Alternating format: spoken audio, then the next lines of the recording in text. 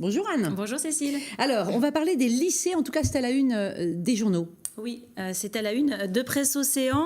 Ce sont les résultats des lycées, les résultats au bac 2016. Alors, les résultats des établissements de la Loire-Atlantique. On a dans le journal Presse Océan une double page sur le sujet.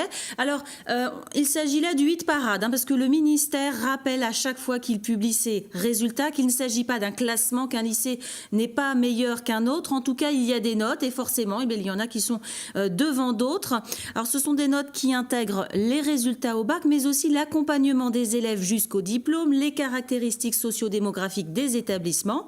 Et donc, dans cette double page de Presse Océan, on trouve par exemple un focus sur le lycée du Sens, car il est bien placé au niveau des lycées généraux, en deuxième position, si on peut parler donc de classement, puisque ce n'est pas forcément très autorisé. En tout cas, cet établissement qui fait travailler de jeunes sportifs. Ce sont des sportifs de haut niveau qui doivent alterner entre leur enseignement général et puis leur discipline sportive. Il s'en sort plutôt bien. Le Sens, c'est du côté de la Jaunelière.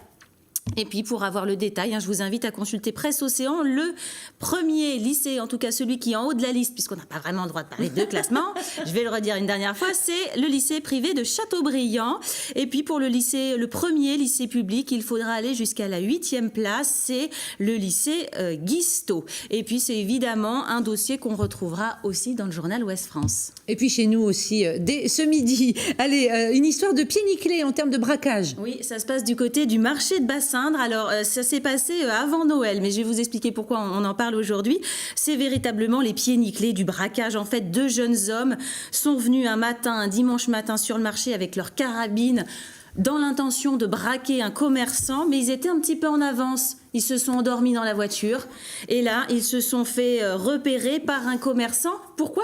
Parce qu'ils dormaient dans une voiture volée à un commerçant. Donc, ce dernier a prévenu la police. Ils se sont fait arrêter. Et en fait, le plus jeune, le mineur, est déféré devant le juge ce matin. Donc, on en parlera sans doute dans les journaux aussi demain. Incroyable histoire. Et puis, Ouest France relaie l'appel d'une jeune femme handicapée. Oui, je vais terminer avec cet article de Ouest France. C'est l'appel de Noémie Nolot.